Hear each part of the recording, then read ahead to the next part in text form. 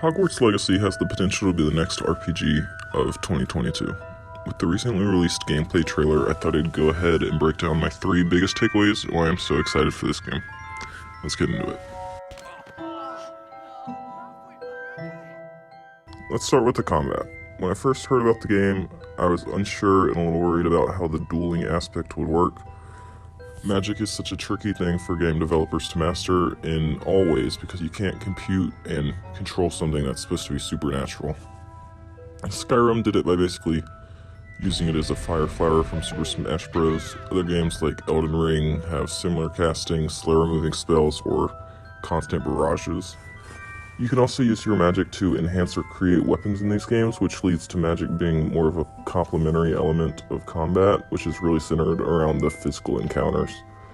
Magic is also notorious for healing as well in these games, but in the wizarding world, dueling is more of a sporadic throwing knife at each other with parries and deflections. This lends itself more to more fast parrying, quick follow-up maneuvers, as we have seen throughout the Harry Potter franchise as well. Also, if you are not Harry Potter, and you do not give in to the flanderization of spells at the end of the books, wizards will generally have an arsenal of different spells to fight with. Unlike what Harry thinks, it isn't all Expelliarmus or Avada Kedavra. There is a spectrum. The trailer showed multiple spells being cast by the characters in quick succession, so I'm desperately hoping switching spells is made easy and fluid. That being said, I don't want an automatic filing through of a long list just by holding down the trigger or a single button. I want the combat to feel truly ours to control and master. Hopefully spells can be bound to the triggers and bumpers on controllers or different keys. Kind of like how Fortnite does its builds. While the gameplay didn't show spells being thrown with the gusto of Snape or the flair of Voldy, the footwork looked great and magical in its own right. I mean, look at that kick out. Who do you think you are? I am! There were also an ample number of enemies for us to defeat, many different types, including trolls, bandits, goblins, and dark magic beasts. Remember when you were 10 and every cool basketball kid had custom Nike IDs they played in? Or the one girl who had the coolest locker design had a little extra swagger. She got a little extra kudos by the other students. Well, yeah, customization is everything in my opinion, and frankly, the gaming community has been taken advantage of in this aspect constantly. The illusion of choice is one of my biggest pet peeves in the gaming space. People create games where it seems like you can choose your own paths, and that they're diverging, but really they all tie back together at the end and all end the same way, even if there's a little bit of variation in the middle. So far, that does not look like to be the case with Hogwarts Legacy. You'll start off being able to build your character's appearance, which is obviously needed, and then to choose your house. I'm already happy here as it allows much more than the duopoly of Gryffindor and Slytherin from the books. As for studies and concentrations, the trailer revealed the ability to go to herbology classes, potions, and defense against the dark arts. Hopefully there will be many lessons here that are book accurate and just encourage more world building. I also hope that the lessons learned in these classrooms will translate onto the combat field or the exploration field. Will I be able to harvest gillyweed, for example, and use that to explore the lake around Hogwarts? They did show in the trailer you could use a mandrake, for instance, to disorient your enemies. That's classic. We've had that since Lego Harry Potter.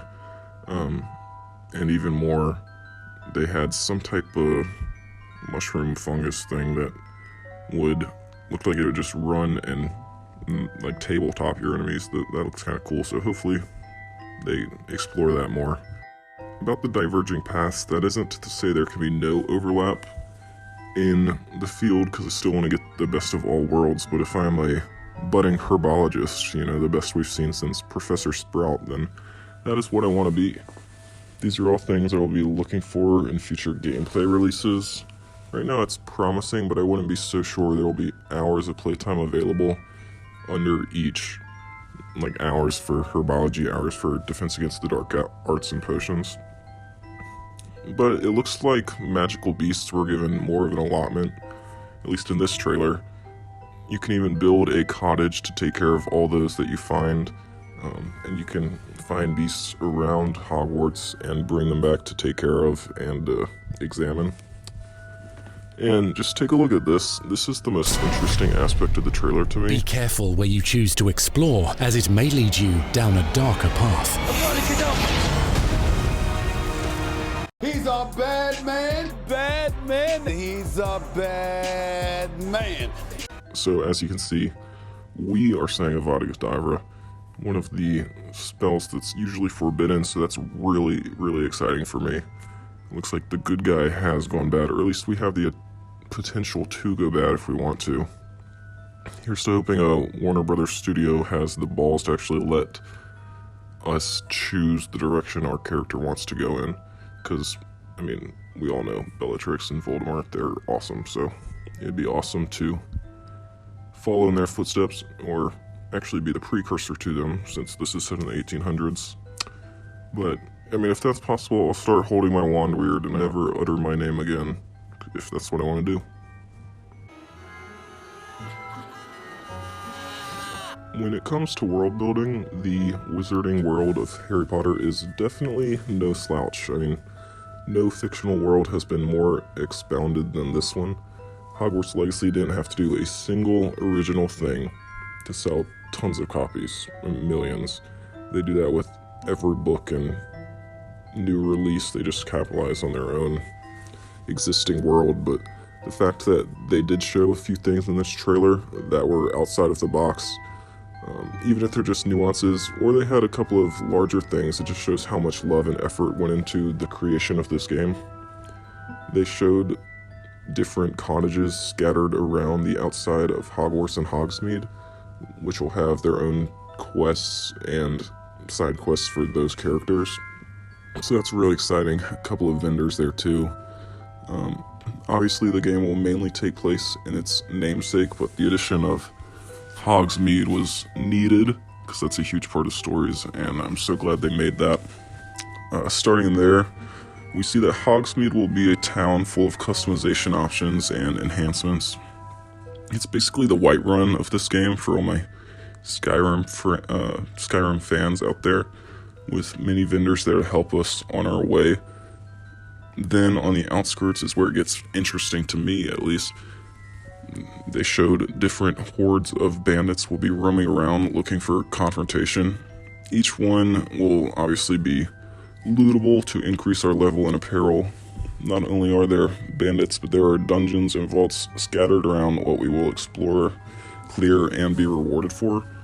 I did not expect this from this game. I thought it'd be very level focused, almost like Lego Harry Potter, where we have to go retrieve something for a teacher, or save our friend who got stuck in the Forbidden Forest, etc. But Dungeons and Vaults seems like an amazing way to expand the world just a little bit, and we know that this is successful. It's in every RPG out there are Dungeons and Vaults, but I'm so glad they added it to a world that usually doesn't have dungeons and bosses exactly, so I'm interested to see how they do that. But I hope that all of these vaults and dungeons, especially this Gringotts one, looks so much fun. I hope these are difficult to explore and a bit time consuming, and I hope that they incorporate some of the different puzzles that we've seen in the trailer. It also showed the weather changing around Hogwarts and how much of the world we will be able to explore on a broom or on a hippogriff, and it looks amazing. Looks like we can fly really high. Looks like the bounds are extremely wide. Hopefully there's not just an invisible wall that we can't walk through, but it looks amazing. So guys, that wraps up my breakdown of the gameplay trailer from Hogwarts Legacy that was just released. Just a quick video. I'm extremely excited about this game. It's coming out in the 2022 holiday season, and I think it'll go gangbusters. Hopefully we can shore up the supply chain issues by then, and everyone will be able to enjoy it. Hopefully on one of the higher resolution, higher generation consoles or PC, because, and I haven't even mentioned the graphics yet, but they look absolutely stunning. The wizarding world has such a beauty to it. That's one of the best things Rowling and the movies did were to show its grandeur, its mystique. But anyways, I'm pumped. I hope you're pumped. Let me know what you think, and bye.